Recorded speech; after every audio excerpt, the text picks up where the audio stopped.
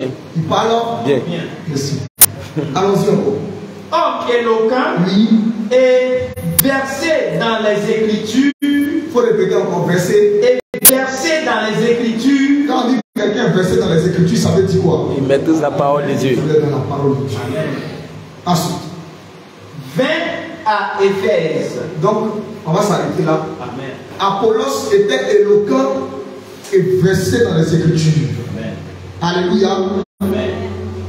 Paul aussi, avec son don, il était versé dans les Écritures. Il est arrivé un jour, le peuple de Dieu se lève. Oh non, God, viens. Vous êtes le peuple de Dieu. Voici Apollos, voici Paul. Comme Apollos parle bien, tu es assis là-bas, tu dis dans mon cœur là, vraiment, moi le jour qu'Apollos va parler, je vais venir à l'église. Et si on commence à se suivre. Le jour qu'Apollos va parler, comme il est éloquent, il parle bien, je vais me concentrer. Mais quand Paul est en train de parler, il ne sait pas parler français. Il dit quoi même? Il raconte. Un jour, c'est le même débat. Certains disent que moi je suis d'Apollos, d'autres disent que moi je suis de Paul. Paul les reprend et les dit, mais Galates, vous êtes dépourvus de sens. C'est moi, Paul, qui suis mort pour vous, ou bien c'est Apollos qui est mort pour vous? Qui est celui qui est mort pour vous? C'est le Seigneur Jésus-Christ. Alors, d'où vient ce raisonnement si vous n'êtes pas charnel? Alléluia. Alléluia. Amen. Je ne suis pas plus fort que l'homme de Dieu Israël. L'homme de Dieu Israël n'est pas plus fort que moi. Amen. Amen. C'est un don, un talent que Dieu donne. 1 Corinthiens chapitre 12. Allons-y lecture. 1 Corinthiens chapitre 12. Il faut que tu comprennes bien cela. 1 Corinthiens chapitre 12. À partir du verset 4. 1 Corinthiens chapitre 12. Oui. À partir du verset 4. C'est bon, on est là-bas. Je veux qu'on suive ensemble. Voilà. Si on est là-bas, on va s'arrêter, on va noter. Allons-y, homme de Dieu. Il y a diversité de dons. Il y a comment? Diversité de dons. Frère, tout le monde n'est pas là à l'école. Diversité de dons, ça veut dire quoi? Il y a plusieurs. Si que Dieu te bénisse. Allons-y encore. Mais le même esprit. C'est lequel esprit? Le même esprit. Le même esprit. Allons-y encore. Diversité de ministères. Dieu qui opère tout en tous. Le même Dieu qui opère tout en tous. Amen. Alléluia. Amen. Maintenant tu vas sauter ça, tu vas prendre le verset 11. Le verset 11. Oui. Un seul et même esprit. Un seul et même esprit opère toutes ces choses. Opère toutes ces choses. Les distribuant à chacun en particulier comme il le veut. Il distribue à chacun en particulier comme il le veut. Amen. Maintenant, est-ce qu'on est d'accord que l'esprit qui est en moi, Jésus, il n'y a pas la comparaison. Tu ne sais pas d'où je viens. Tu ne sais pas combien d'années j'ai fait avant d'être Jésus le vient. Tu ne sais pas par où je suis passé. Donc il ne faut pas me comparer à quelqu'un. Il ne faut pas comparer quelqu'un à moi. Alléluia. Amen. Si je t'explique mon parcours là, ça fait 7 ans dans le dedans. 7 ans, c'est pas travail d'un jour. 7 ans dans le dedans. Donc, un frère qui est venu, ça fait 2 ans. Tu veux comparer quelqu'un qui a 7 ans à quelqu'un qui a 2 ans. Est-ce que c'est normal? Alléluia. Amen. Alléluia. Amen. Dieu donne le don à qui il veut. En particulier, il m'a accordé le don de l'enseignement. Il a accordé un certain don à quelqu'un d'autre. Diversité d'opérations. Mais c'est le même nom. Amen. Vous savez pourquoi je dis ça? Parce que les gens Ils aiment souvent crier des trucs. Ils aiment crier des trucs. Quand le docteur Abraham est venu, vraiment, il est venu là, vraiment, ça doit à quelque chose. Frère, je ne suis pas Jésus. Je ne suis pas Dieu. Amen.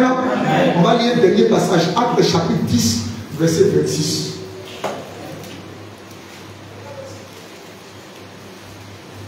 Ne nous comparez pas, s'il vous plaît. Amen. Acte 10, verset 26. Verset 26. Il faut que tout le monde soit là-bas. On va lire. Là, on va dire quoi tout le monde. Amen. Il faut commencer à partir du verset 25. À partir du verset 25. Et puis on va comprendre quelque chose. Ok. C'est bon, on est là-bas? Ok, on peut lire l'homme de Dieu. Ok. Lorsque Pierre entra, Corneille qui était allé au devant de lui. Lorsque Pierre est entré, Corneille qui était allé au devant de lui fit quoi? Tomba à ses pieds. Corneille tomba à ses pieds et se prosterna. Corneille se prosterna aux pieds de Pierre. Allons-y. Mais lui, Pierre le releva. Pierre le releva et dit en disant oui, lève-toi. Lève-toi. Oui, lève-toi. Lève-toi. Oui. Moi aussi, je suis un homme. Très bien. Amen. Docteur Abraham est aussi un homme comme moi. Est-ce que nous nous suivons? Amen. L'homme de Dieu, Israël, est aussi un homme comme moi. Toi. Alors, il serait malsain de nous donner toute la gloire et puis de ne pas donner la gloire à X. Il serait malsain quand tu prépares ma nourriture. Toutes les... Amen. Amen. Alléluia. Est-ce que nous avons compris ce message ce matin? Amen. Amen. Amen. Voilà. Ne pensez pas que je suis Dieu. Il est venu apporter une solution. Non. Si Dieu dit, il ne va rien faire. Même s'il veut, il va rester ici 20 000 fois. C'est où? Amen. Amen. Amen. Amen. C'est vrai qu'il est important de recevoir les hommes de Dieu. Oui, c'est important. Mais si Dieu dit, docteur Abraham va parler, puis rien ne va se passer. Oui. Donc si tu comptes sur moi, vous laissez l'homme de Dieu qui est là. On descend. Amen. Amen. Alléluia. Amen. Ou bien nous considérons chacun de nous. Alléluia. Amen. Ne m'appelez pas papa, il n'y a pas besoin de ces appellations. Appelez mon frère. Si tu veux, tu m'appelles docteur. Si tu veux là, il sera comme Abraham. Frère, c'est pas le nom que tu vas me donner qui a influencé le ministère. C'est un dépôt. Tu ne peux pas enlever, c'est possible. Amen, amen. Amen. Tu dis frère Abraham. Moi, je prends. Appelez Abraham. Je prends. Docteur Abraham. Je prends. Mais je ne veux pas papa. C'est ça que je ne veux pas. Amen. Parce que vous, là, il n'a pas dit que papa est mauvais. Mais vous, quand vous appelez les gens papa, là, c'est votre Dieu. Mon papa a prêché ça dimanche. Est-ce que tu connais nos papas là? Amen. Voilà, donc c'était juste pour mettre des points sur les i. Et on va continuer. Prenons le thème d'aujourd'hui. Homme de Dieu, il faut bien filmer.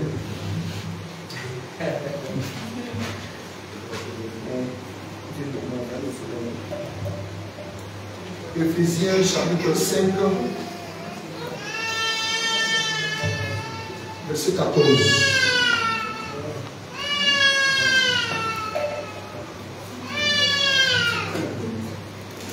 Demandez aux enfants de on sait qu'il demandait les enfants, quelqu'un de calmer les enfants. Éphésiens 5. Le thème là, c'est ce verset. Ok, homme de Dieu, lecture. Éphésiens chapitre 5, verset 14. Oui. C'est pour cela qu'il est dit, réveille-toi, toi qui dors, lève-toi d'entre les morts, et Christ t'éclairera. Amen. Il faudra répondre à toi. Ok. Il dit, c'est pour cela Verset 14. C'est pour cela qu'il est dit, réveille-toi, toi qui dors, relève-toi d'entre les morts. Réveille-toi, toi qui dors, relève-toi d'entre les morts, et Christ t'éclairera. C'est le thème d'aujourd'hui. Amen. Réveille-toi, toi qui dors, relève-toi d'entre les morts, et Christ t'éclairera. Amen. Donc tu peux noter, c'est le thème. Éphésiens chapitre 5, verset 14. Il faudra me suivre avec beaucoup d'attention. Parce qu'il y a beaucoup de prophéties dans cette écriture. Alléluia. Il y a beaucoup de révélations dans cette écriture. Alléluia. Il faut suivre avec attention. Amen, amen. Ok. Bien-aimé, quand on m'a envoyé ici, on ne m'a pas envoyé ici en vain. Vous savez, Paul pouvait dire à Timothée que lui, là, Paul, le Seigneur lui a conféré des dons. Et ces dons-là, il les communiquait aussi lui à son tour. Amen, amen. Amen. Certainement, tu as arrivé ici, ça ne fait pas 2 ans. Ça ne fait pas 1 an. Tu vas pas faire aussi 10 ans pour apprendre. Toi, tu peux faire 6 mois. Et puis tu as appris. Mais, il faut savoir profiter du don que l'autre a. Amen, amen. Les Écritures déclarent que ce que vous avez vu et entendu de moi, confiez-le à des personnes fidèles qui soient capables à leur tour aussi de le rendre à d'autres personnes. Alléluia. Amen. Quand vous lisez la Bible, c'est un livre, mais attention. Attention, hein. C'est doublé de nature. Il y a la mort dedans, et puis il y a la vie dedans. Si tu lis les Écritures et tu interprètes selon ton raisonnement, c'est la mort. Si tu lis les Écritures, que tu te laisses interpréter selon le Saint-Esprit, c'est la vie. Amen. Amen. Faut dire bonjour. Dis bonjour. Dis encore. Bonjour. Vous l'entendez dire bonjour, non? Le bonjour, c'est ce qu'il a fait sortir. Mais quelle est la pensée qui est cachée derrière le bonjour? C'est ce que nous on cherche dans les Écritures. On ne cherche pas bonjour qu'il a dit. Ce n'est pas ce qu'il y a écrit moi sur là qui cherche. Mais quelle est la pensée de Dieu qui se cache derrière ça? Suivez bien. C'est comme cela qu'on commence à analyser. Alors, une écriture peut déclarer, Gédéon peut dire, tous les hommes qui vont se mettre à laver de l'eau, comme des chiens, c'est avec ces hommes-là qu'ils veulent travailler.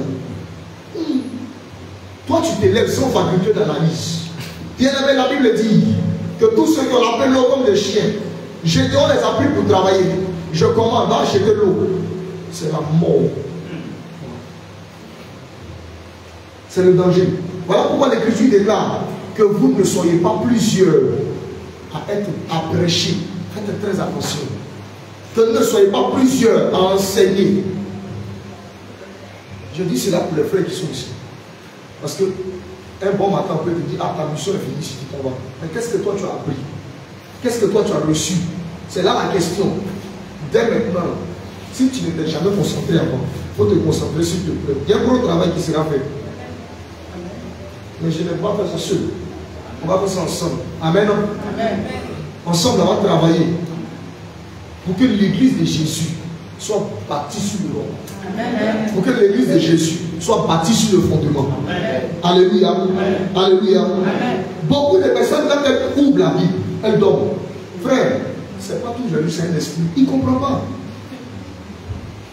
Il lit, il ne voit pas. Il lit, il ne voit pas. Il lit, il ne voit pas. Il ne comprend pas. Comment il va dormir? Toi, quand tu fais, on te donne des voix à l'école, tu lis, tu ne comprends pas. Tu peux rien faire. Mais il ne faut pas t'arrêter là, il faut lire. Je t'explique un peu notre histoire. J'ai pris la Bible, Nouveau Testament, vidéo. Ancien Testament, on lit seulement, il ne comprend pas un mot. J'ai lu Apocalypse 3 fois. Frère, il ne comprenait rien. 5 fois même, il ne comprend pas. On dit étoile quitte le ciel pour tomber, on appelle ça absinthe. Donc, c'est que l'étoile va quitter le ciel pour tomber ce jour-là. C'est une compréhension charnelle, très carrée. Il ne faut jamais interpréter l'Apocalypse comme c'est la sinon tu es mort même. Je vois un homme qui est au milieu de 7 chandeliers d'or. Donc tu dis au ciel, quand je dormais, j'ai vu un chandelier, 2, et puis il y avait au milieu là quelqu'un. Compréhension carrée. Est-ce que nous comprenons? Compréhension carrée. On n'interprète pas les Écritures comme cela. Ce n'est pas chiffon. C'est Dieu. On ne joue pas avec lui. Amen. Alléluia. Donc, quand l'Écriture déclare, c'est pour cela il est dit. La première question se pose. Mais pourquoi il dit ça? C'est pour cela qu'il est dit. Réveille-toi, toi qui dors. Attends, c'est sommeil qui est fait à la maison, on me demande de me réveiller, ou bien c'est quoi? C'est comme cela que tu nourris les questions. Dieu faut lui poser des questions. Si tu veux comprendre des questions, Seigneur, pour que tu parles de quel sommeil? Dormir dans ton langage, ça veut dire quoi? Amen. Amen. Si Dieu te dit, ah, c'est le sommeil normal, tu dis ok. Donc c'est qu'il ne doit plus dormir alors. Amen. Amen. Donc c'est comme cela qu'il faut poser les questions. On pose. Exode, chapitre 33, verset 18 à 23.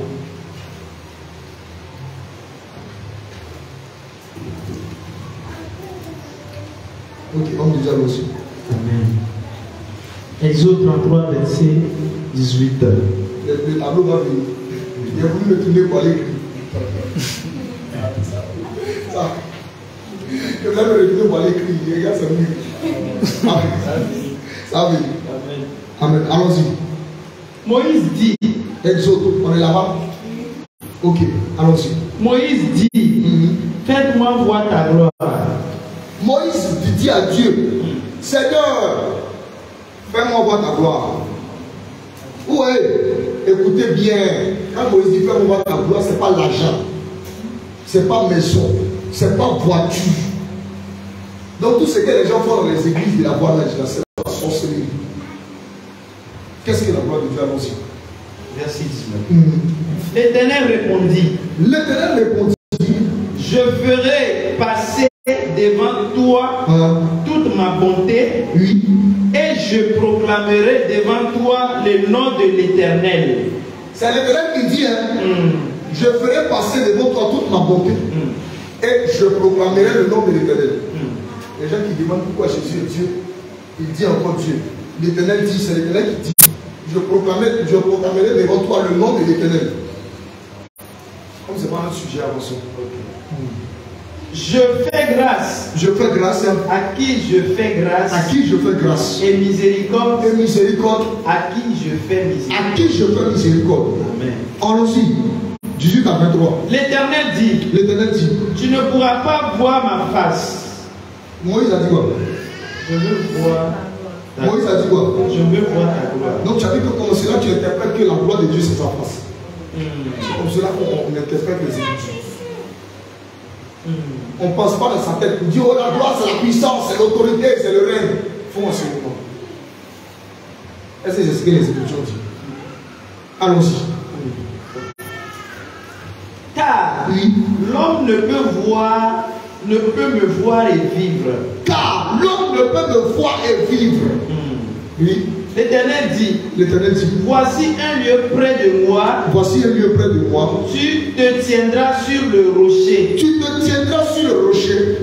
Quand ma gloire passera. Quand ma gloire passera. Je te mettrai dans un creux du rocher. Oui. Et je te couvrirai de ma main. Oui. Jusqu'à ce que j'ai passé. Donc, Dieu n'a pas montré à Moïse sa gloire. Il n'a pas vu sa face. Il dit, petit, calme-toi. Je vais passer devant toi, tu verras toute ma bonté. Mais je vais te mettre dans un creux. De sorte que quand je vais passer là, tu ne me verras pas par devant, mais tu vas me voir par derrière. Suivez bien. Parce que où on s'en va là, il y a quelque chose qui va sortir. Suivez très bien. Donc Moïse a vu Dieu par derrière. Il n'a pas vu Dieu par devant. Alors, il faut qu'il y ait des pensées bizarres, pas des fesses. Ce sont des gens qui sont. Parce qu'il y a des gens qui ont des pensées pour Dieu. Ils vont aller dire là-bas que donc avant que Dieu a dit, Moïse a vu les fesses. Parce qu'il dit ok, tu as vu les livres? Oui, 23. Ok, Exode 19, verset 16. 19, verset 16. Oui. Le troisième jour au matin.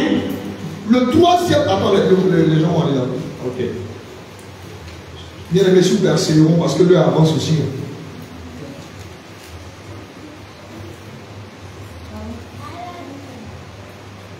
Allons-y. Okay.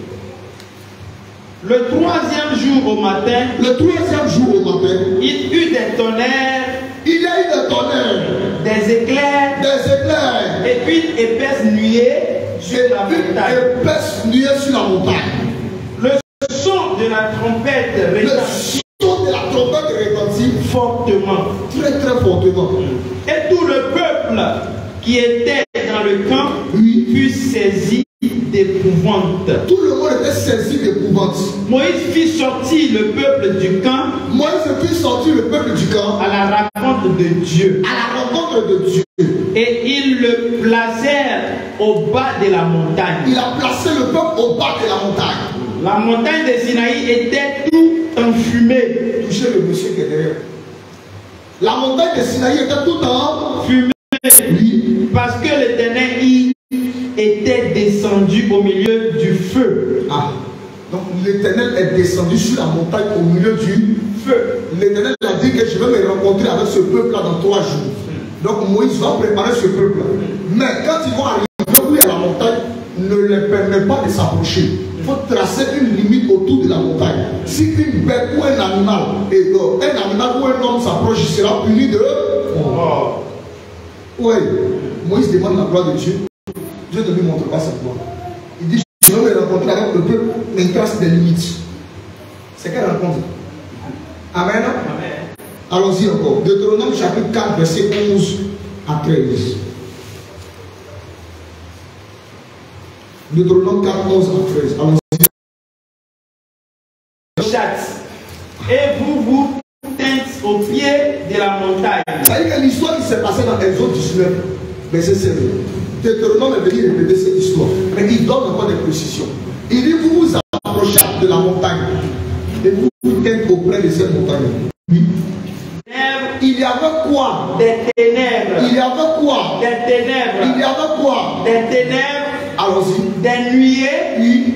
De l'obscurité. Il y avait de l'obscurité. Allons-y. Et l'Éternel vous parle du milieu du feu. Oui, l'Éternel vous a parlé du milieu du feu. Vous attendîtes le son des paroles. Vous avez entendu le son des paroles. Est-ce que vous avez vu sa face? Est-ce que vous avez vu sa face? Pourquoi? Parce que quand il est descendu, il y avait des ténèbres, il y avait de l'eau. Vous attendîtes qu'une voix. Vous n'avez pas pris de figure, mais vous avez entendu seulement qu'une voix. Ok. Deutéronome chapitre 5, verset 22 à 23. Deutéronome 5, verset 22 à 23. 22 à 23. Telles sont les paroles que prononça l'Éternel à haute voix sur la montagne. Deutéronome chapitre 5, on vient répéter encore l'histoire qui s'est passée. Mais quand il répète l'histoire qui s'est passée, chacun donne des détails. Allons-y.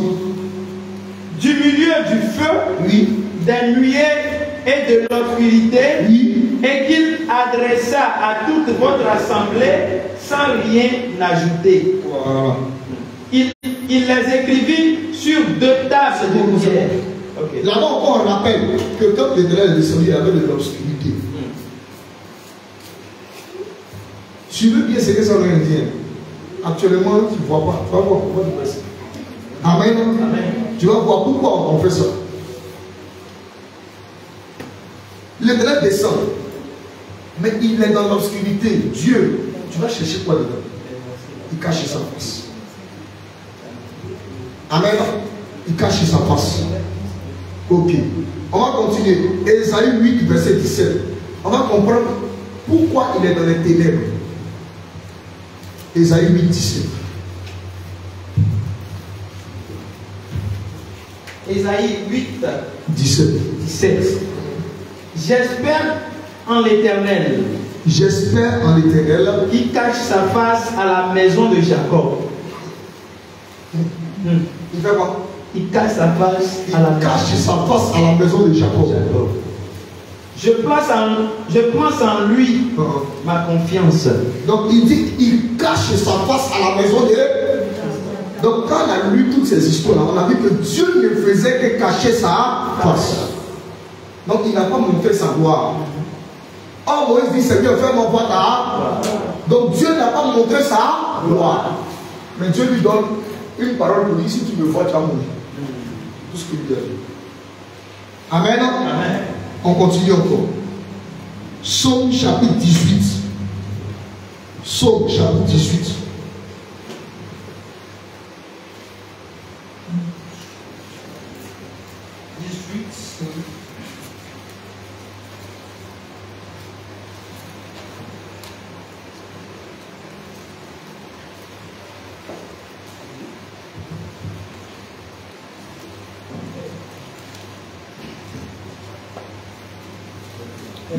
Psaume 18, verset 9 à 12. Verset 9 à 12. Il s'élevait de la fumée. Il s'élevait de la fumée. On rappelle encore l'histoire. Allons-y. Il s'élevait de la fumée dans ses narines. Allons-y. Et un feu dévorant sortait de sa bouche. Il en jaillissait des charbons embrasés. Amen. Oui. Chapitre 9 à 12. Ok. Il abaissa les cieux et il descendit. Il y avait une épaisse nuée sous ses pieds. Il était monté sur un chérubin et il volait, il planait sur les ailes du vent. Tu as lu Psaume 18. Ouais, ensuite. Ok, d'accord. 9 à 12. Verset 12 maintenant. Oui, verset 12. Il faisait des ténèbres. Il faisait des ténèbres sans retraite. Il faisait des ténèbres. C'est-à-dire que Dieu qui est en train de se cacher dans les ténèbres, là, on dit, il a pris les ténèbres là pour faire sa retraite. Ça veut dire qu'il a pris les ténèbres pour faire sa maison. Donc Dieu habitait dans les ténèbres. Ce n'est pas tout ténèbre qui est Satan.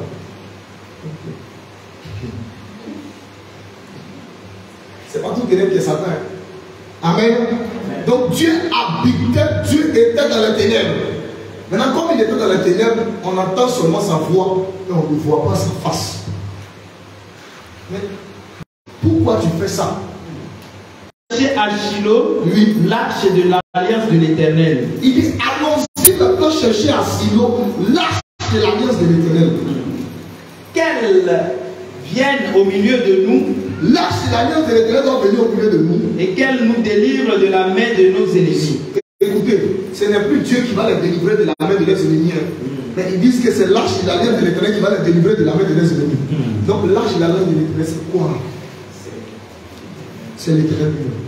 Vous voyez? Mais toi, si tu ne connais pas, quand tu as dit comme ça, j'appelle l'arche de l'alliance de l'Éternel faux. Tu ne sais pas c'est quoi? Amen. Amen. Donc, tout ça, c'est pourquoi on dit lisez. Parce que quand tu lis et puis tu prêtes attention, tu vois. Amen. Amen. Donc, après aujourd'hui, quand tu as lu, il faut bien prêter attention. Il y a des codes dedans. C'est réservé au Fils de Dieu. Les démons ne peuvent pas voir ça. C'est impossible. Amen. Amen. L'histoire de Dieu. Verset 4. Oui. Le peuple envoya à Shiloh. Le peuple envoya à Shiloh. D'où l'on apporta l'arche de l'alliance de l'Éternel. Ils sont allés récupérer l'arche de l'alliance de l'Éternel. Des armées. Oui. Qui siègent entre les chérubins. Oui. Les deux fils d'Élie, Ophni et Phiné, étaient là. Oui. avec l'as de l'alliance de Dieu. Oui. Lorsque l'as de l'alliance de l'Éternel entra dans le camp, on dit quand l'âge de l'alliance de l'Éternel est entré dans le camp, qu'est-ce que les gens ont dit? Tout Israël poussa des cris de joie. Tout Israël a poussé des cris de joie. Et la terre fut ébranlée. Et ébranlée, que l'âge de l'alliance de l'Éternel est arrivé au camp. Les Philistins eurent peur. Les Philistins ont commencé à avoir peur. Parce qu'ils crurent que Dieu était avec dans le camp. Vous avez interprété. Amen. Alléluia. Parce qu'ils ont cru que Dieu était avec eux dans le camp. Ils savent que l'âge de l'alliance de l'Éternel, c'était tout un symbole. Mais Dieu s'est représenté lui-même. Amen. Donc l'âge de l'alliance de l'Éternel, c'est Dieu. Maintenant, pourquoi j'ai pris l'âge de l'alliance de l'Éternel? Il faut comprendre quelque chose. Il y a deux alliances majeures. Il y a l'alliance de la loi avec Moïse, et puis il y a l'alliance de la grâce avec Jésus. Jean chapitre 1, verset 17. Disons. J'espère que ce n'est pas trop compliqué. Ça peut aller, ça passe facilement. Jean 1, oui, verset 17. Verset 17. Oui. Car la loi a été donnée. Alors, quand l'apôtre Paul dit que toute écriture est inspirée de Dieu, il ne faut jamais dire au travers de ta bouche que ça, c'est pas important. C'est ça là qui est important. Il y a quelqu'un qui m'a fait sur Internet. Il prend le livre de n'importe qui, il lit tout en les noirs. Lui, il engendra lui. Lui engendra lui. Et puis, il va dire Dieu s'est trompé. Mais Dieu ne s'est pas trompé. Il fait comme ça. Amen. Alors, il lecture maintenant de ce passage. Jean 1, 17. Verset 17. Car la loi a été donnée par Moïse. La loi a été donnée par qui? Moïse. Oui. La grâce et la vérité sont venues par Jésus-Christ. La grâce et puis la vérité sont venues par Jésus-Christ. Donc il y a ces deux alliances. Il y a l'alliance avec Moïse, il y a l'alliance avec Jésus-Christ. Dans l'alliance avec Moïse, c'est Dieu qui lui donne, mais Dieu cache sa face.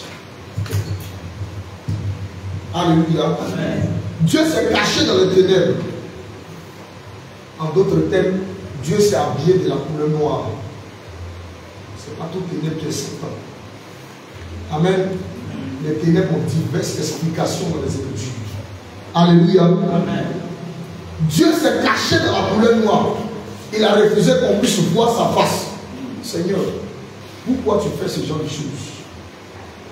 Or, l'âge de l'alliance de l'Éternel qui est Dieu, où c'était placé? C'était placé dans le tabernacle de Moïse. Le tabernacle de Moïse, il a trois parties. Il y a une partie qu'on appelle parvis. Il y a une partie qu'on appelle lieu saint. Il y a une partie qu'on appelle lieu très saint. Dans le lieu très saint, il y avait l'arche de l'alliance de l'Éternel là-bas. Il y avait le propitiatoire. Il y avait les chérubins artistement travaillés. C'était là-bas. Si le sacrificateur doit se rencontrer avec Dieu, il va dans le lieu très saint où se trouve l'arche de l'alliance de l'Éternel. Et l'Éternel descend au-dessus. Quelqu'un est arrivé là-bas. Exode chapitre 25. Quand il commence à lire là-bas, il est sauvé. Il faut prendre 4 branches. Il faut faire fleur. Il dort.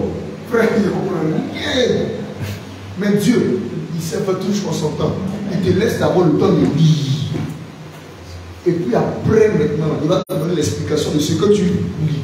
Donc si tu lis que tu ne comprends pas, ne peux pas espoir. Lisez. En parlant, lisez. Il faut lire seulement. Amen.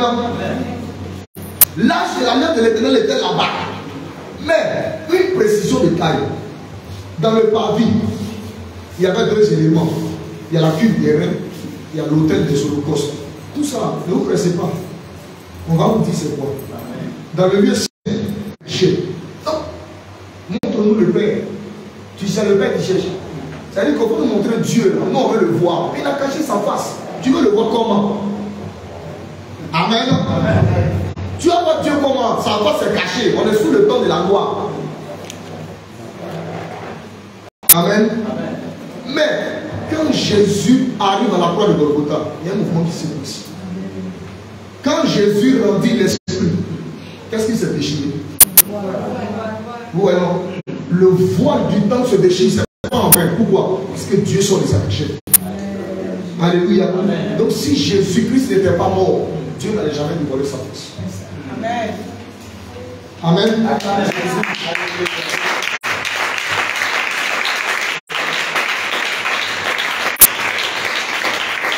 Donc si Jésus-Christ n'était pas mort, Dieu n'allait jamais dévoiler sa face. Alléluia. Amen. On va prendre encore des Écritures.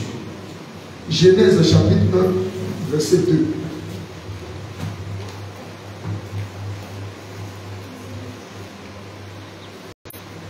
Genèse 1. Attends. Il ne faut pas que quand on sortit cette table, on va faire comme moi. Attends. Il ne faut pas faire comme moi, il faut faire comme Jésus. Hein? Il t'a dit ça fait 7 ans là-dedans. Donc c'est pas maintenant qu'on a commencé à bosser ça. Il dort, il me réveille, c'est comme un livre. Il m'a fait comme lui. Dans la maison, on leur dit simplement, hein, tu veux comprendre. Après, ça va dire que Jésus est une chose. Il n'a pas apporté ta leçon. Amen. Amen. Ok. La terre était informe et vide. Oui. Il y avait des ténèbres à la surface de l'abîme. Il y avait des ténèbres à la surface de l'abîme. Et puis quoi?